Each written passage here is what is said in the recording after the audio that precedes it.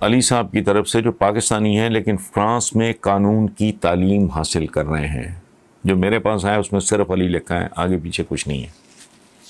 सवाल उनका यह है कि क्या आपको नहीं लगता कि पाकिस्तान में सियासतदान की ख्वाहिश होती है कि वो वज़ीर आज़म बने या फिर कम अज़ कम MNA वगैरह, जब तक लेकिन जब तक उन्हें पाकिस्तानी सियासत की समझ आती है तब तक मुल्क और कौम का काफ़ी नुकसान हो चुका होता है। दीगर ममालिक में लोग नीचे से ऊपर आते हैं, पाकिस्तान में उल्टा निज़ाम क्यों है? पाकिस्तान में सीधा गया है। अली भाई आप पढ़ रहे चुके मेरे आप छोटे भाइयों और बेटों की तरह हो गए, तो इसलिए मैं आपको उसी तरह, आप ज़ाहिर है अगर आप लॉ पढ़ रहे हो फ्रांस में तो मुझसे आप उम्र में बहुत छोटे हो गए, तो बेटा यहाँ बाकी क्या सीधा है? यहाँ तो दूध खालिस नहीं मिलता, यहाँ तो बेसन खालिस नहीं मिलता। सरेआम देखो, चने हैं उनसे बेसन बनता है। जिस चीज़ से बेसन बनता है, बेसन को महंगा होना चाहिए चूँकि ग्राइंडिंग कॉस्ट होती है, ये होती वो होती, लेकिन बेसन सस्ता होता है क्योंकि उसमें मिलावट होती है। चनों की दाल में मिलावट हो नहीं सकती। सीधा क्या है यहाँ? कभी पाकिस्तान में कोई बंदा आपको किसी भी शहर में अपनी लेन में नजर आ जाए तो आप मुझे इत्तला करना ज़रूर, मुझे खुशी होगी। सीधा क्या है? इतने इख्तियारात वाले बंदे को इतनी सी तनख्वाह मिलती है। SHO का पता करें उसके इख्तियारात कितने वहशियाना और कितने ज़्यादा हैं और उसकी माली औकात क्या है। जबरन गन पॉइंट पे उसको ज़बरदस्ती ज़कात की कटौती ज़िया-उल-हक ने शुरू की थी। आज तक मुल्क में अजाब बना हुआ है। हर बंदे को ज़बरदस्ती मुनाफिक और झूठा बनाया गया है। क्यों करूं भाई मैं? अगर मैं ज़कात देता हूं और देने वाला आदमी हूं, तुम हमें लगते हो। मैं अपने किसी करीबी जानने में जिसका मुझे पता है मुझे ज़्यादा सुख मिलेगा, राहत मिलेगी, खुशी होगी। और कभी किसी ने सोचा है कि जो अरबों रुपया ज़कात का इकट्ठा होता है उसका वो जाता कहाँ है?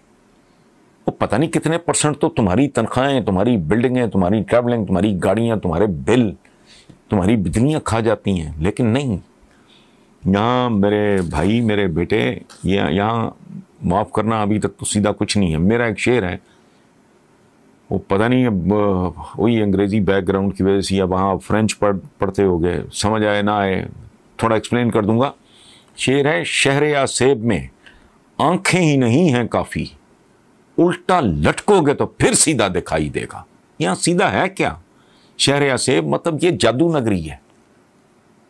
यहाँ आंखें काफ़ी नहीं हैं, हर चीज़ ही उल्टी है। आप खुद उल्टे लटक जाओगे, आपको सीधा नज़र आना शुरू हो जाएगा। सो आपने जो बात की है, मैं पूरी दुनिया के बारे में इस तरह सोचता हूँ। खाकरोब से लेके बावर्ची तक, माली से लेके ड्राइवर तक, धोबी से लेके दर्जी तक, वो हर एक की कोई ना कोई ट्रेनिंग होती है यार। जो चपड़ कर नातिया उठता है वो चंद करोड़ रुपया जेब में डाल के शुरू हो जाता है तकरीरें करना, पार्टी का टिकट खरीद लेता है। उसके बाद अगर पार्टी पॉपुलर है, थोड़ा अपना पैसा, थोड़ी बाग दौड़ को, थोड़ी जात बरादरी का गंद डाला, ऊपर से वो पार्टी का वोट मिल गया। तो ये इसीलिए ये जो भांड मस्खरे आपको नजर आते हैं पॉलिटिशियंस के नाम पे, रहनुमा। कल शाम मेरे पास नून लीग के एक सेनेटर, मेरे भाइयों यूनिवर्सिटी के ज़माने के सेनेटर हैं खालिद शाहीन भट्ट, बैठा, मैंने कहा इनके लिए ना इस्तेमाल करें रहनुमा, कि कुछ भी नहीं है ये। आपने जो कहा नीचे से ऊपर आते हैं, लोकल बॉडीज़ का जो हाल है आपके सामने, इस हुकूमत ने जो सत्यानाश किया है वह कंटिन्यू करते, कोई दोबारा अभी तक इलेक्शन ही नहीं होने में आ रहा है। मकामी हुकूमतें, ठीक है, मकामी हुकूमत ही दरअसल अवामी हुकूमत होती है, वो प्राइमरी होती है इन अ वे के, मतलब वहाँ तरबियत होती है पॉलिटिशियंस की, वो उनकी ग्रूमिंग होती है। हमारे यहाँ नहीं है अनफॉर्चुनेटली। तो अली साहब, आपका सवाल बस इसी तरह का है। एक और सवाल है, मुझे समझ नहीं आई, नाम है उन साहब का, अकील साहब हैं, कोई care of doctor Parvez Hasan, founder member PTI, ये उन्होंने लिखा है अपने नाम के साथ।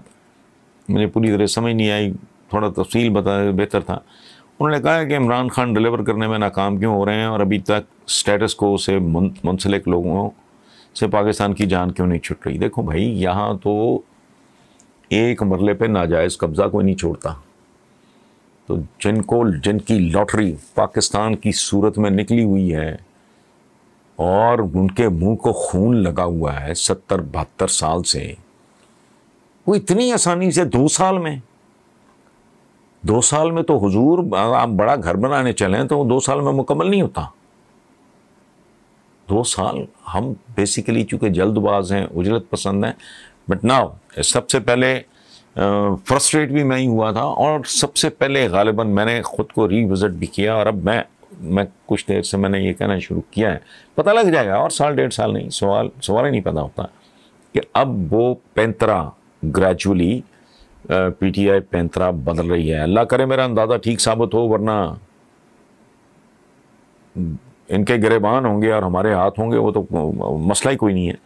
लेकिन थोड़ा अर्ली है। मैंने भी जब ये कहा और मैं बहुत अग्रेसिवली शुरू हुआ था तो मुझे मेरे दोस्तों ने कहा कि वो जो स्टेटस को की फोर्सेस हैं जितनी इस मुल्क में पॉलिटिकल, उनको फ़ायदा पहुंचेगा यार, थोड़ा तो टाइम दो, अभी तो 7-8 महीने भी नहीं हुए, ठीक है। तो अभी इट्स टू अर्ली। ये कहते हैं ना कि जितना पुराना मर्ज़ होगा, घिसी पिटी बात है, उतना ही आपको वक्त चाहिए होगा इलाज के लिए और वो तकलीफ भी होगा। तो वो प्रोसेस है। मेरा ज़ाती ख्याल ये है कि साल 1.5 साल के अंदर भी अगर वाज़ेह तब्दीली नज़र नहीं आती, मुझे आनी शुरू हो गई है, अगर मेरा अंदाज़ा गलत निकला तो ज़ाहिर है 1.5 साल में पता लग जाएगा नहीं, nothing is going to happen, तो फिर वही है, हमारी पूरी ज़िंदगी गुजर गई इसी चक्कर में। कॉलम निगारी को 25-26 साल हो गए। ये नून लीग और यही थे, बारियाँ बुरियाँ लेते थे आपस में, पीपल्स पार्टी वाले दोनों के साथ। रिकॉर्ड की बात है, मैं गपशप की बात तो कर नहीं रहा। सो देखते हैं आगे क्या होता है।